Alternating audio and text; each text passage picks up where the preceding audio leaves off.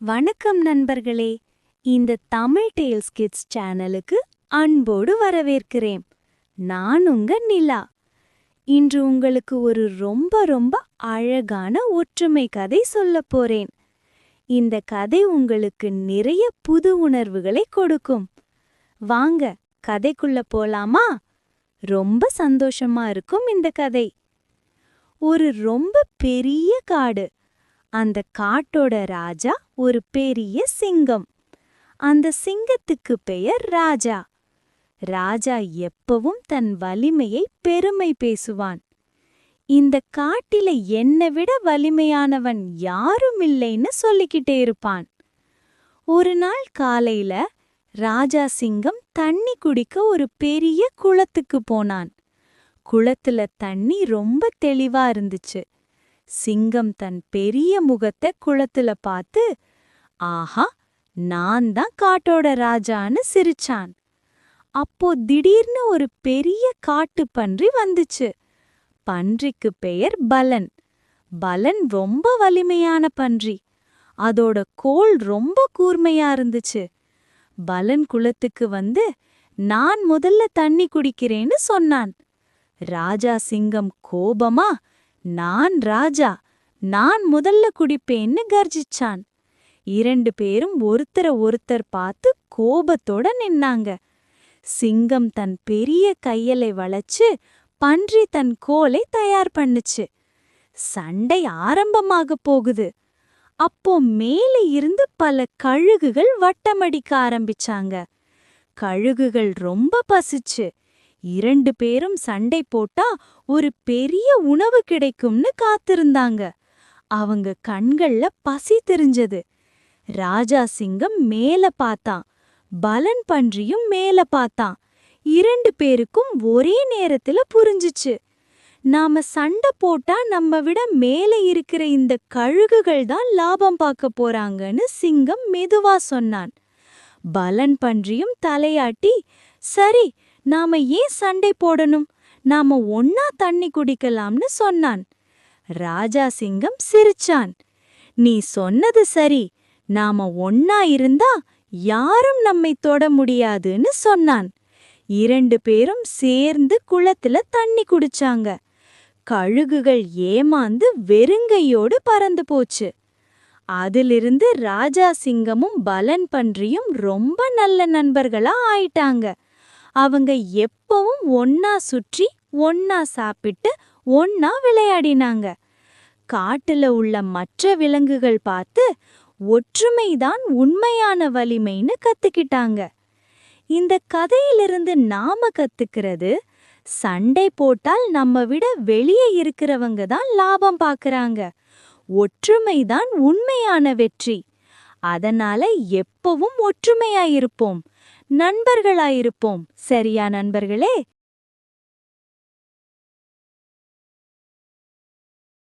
நான் உங்க நிலா. இன்று உங்களுக்கு ஒரு ரொம்ப அன்பான யானை கதை சொல்ல போறேன்.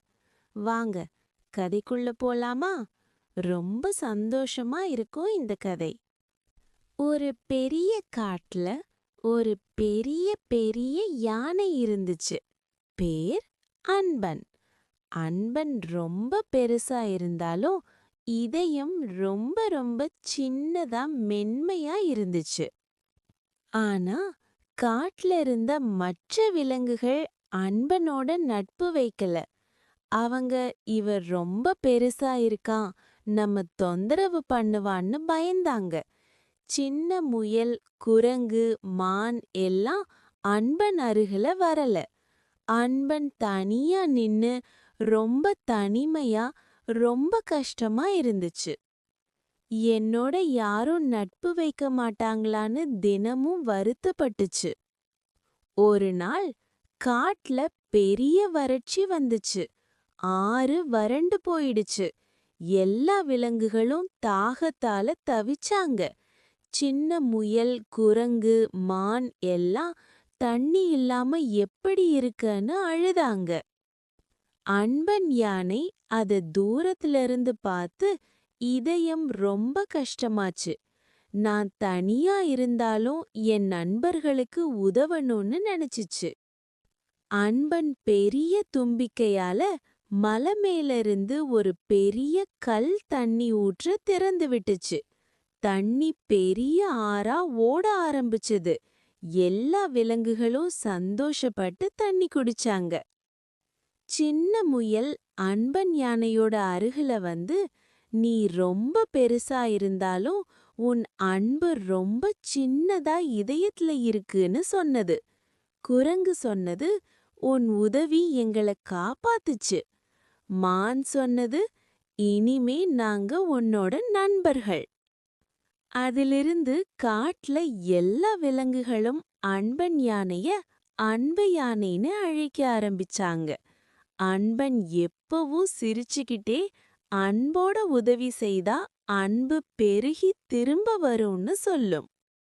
இந்த கதையிலிருந்து நாம கத்துக்கிறது, அன்போட உதவி செய்தால் அன்பு பெருகி திரும்ப வரும்.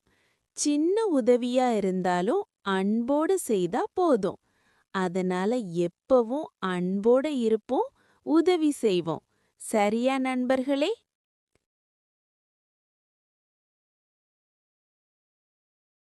நான் உங்க நிலா.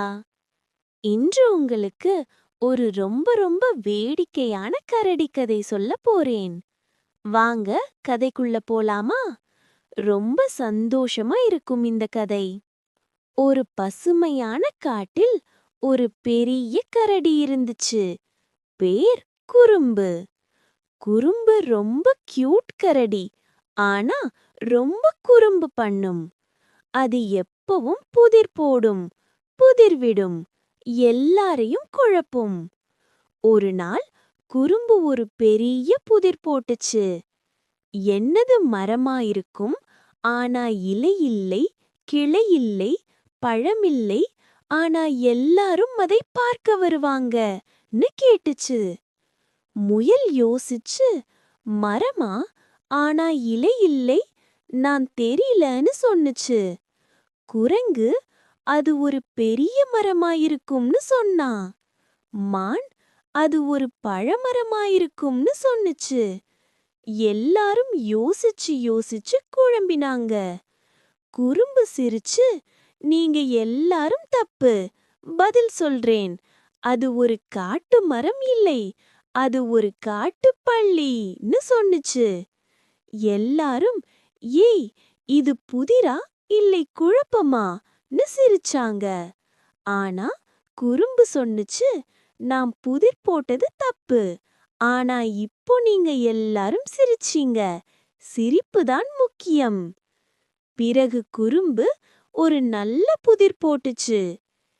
என்னது காட்டுல இருக்கும், ஆனா காடு இல்லை, எல்லாரும் அதை பயன்படுத்துவாங்க, ஆனா யாரும் அதை எடுத்துக்க மாட்டாங்க. இப்போ எல்லாரும் யோசிச்சாங்க. முயல், அது ஒரு பாதைன்னு சொன்னுச்சு.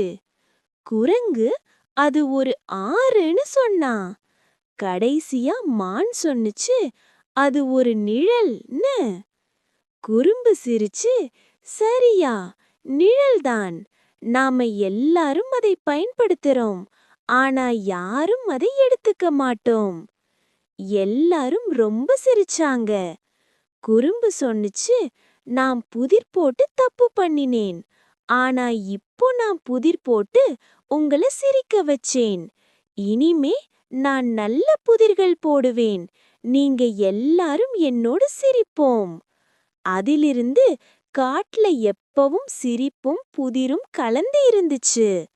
குறும்பு கரடி எப்பவும் சொல்லும், கற்றுக்கொள்ள தயாராக இருந்தால் எந்த தவறும் பெரிய பாடமா மாறும்.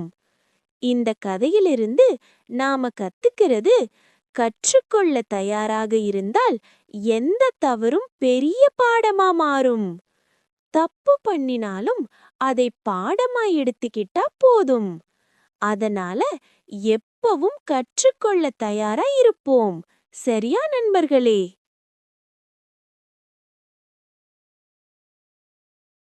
அவங்க நீலா.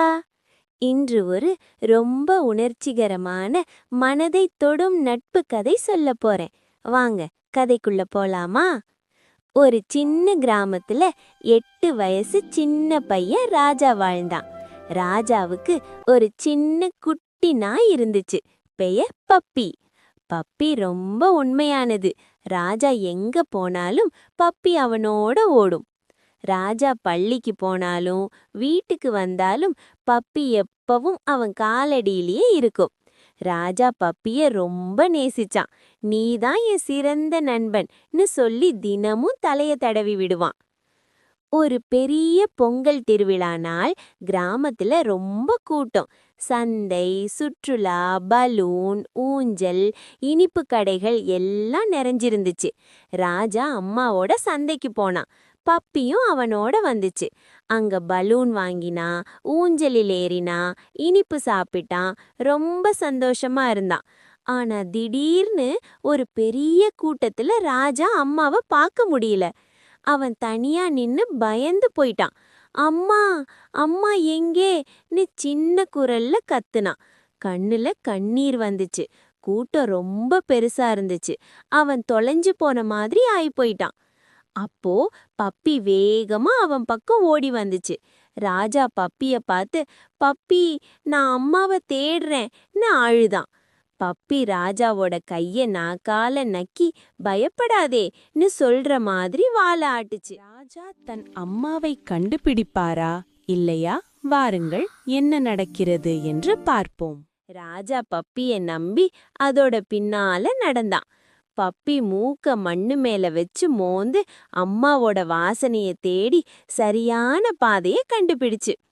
கடைசியா அம்மா நின்ன இடத்துக்கு பப்பி ராஜாவை கொண்டு வந்துச்சு. அம்மா ராஜாவை பார்த்ததும் ஓடி வந்து இறுக்கமா அணைச்சிக்கிட்டாங்க. ராஜா, நீ எங்க போயிட்டன்னு அழுதாங்க. ராஜா பப்பிய சுட்டி, பப்பி தான் என்ன தேடி கூட்டிட்டு வந்துச்சு அம்மான்னு சொல்லி அழுதான். அம்மா பப்பிய தூக்கி முத்தமிட்டாங்க. பப்பி, நீதான் எங்க ராஜாவோட உயிர் காப்பாளின்னு சொன்னாங்க. அதிலிருந்து ராஜா பப்பிய இன்னும் அதிகமா நேசிச்சான். எப்பவும் பப்பிக்கு நல்ல உணவு, விளையாட்டு, அன்பு கொடுத்தான். பப்பியும் ராஜாவை விட்டு ஒரு அடி கூட நகரல. இந்த கதையிலிருந்து நாம கத்துக்கிறது, நாம் எல்லோரிடமும் கருணை காட்ட வேண்டும். ஒரு நாள் விலங்கு கூட நமக்கு உதவும். நம்பிக்கையும் பொறுப்பும் இருந்தா எந்த ஆபத்தையும் தாங்கலாம். அதனால எப்பவும் எல்லாவற்றிற்கும் அன்பாகவும் நன்றியுடனும் உதவி பண்ணுவோம். சரியா நண்பர்களே? கதை பிடிச்சிருந்தா லைக் பண்ணுங்க, சப்ஸ்கிரைப் பண்ணி பெல் கிளிக் பண்ணுங்க. அடுத்த கதை விரைவில். பாய் நண்பர்களே, நல்லா இருங்க.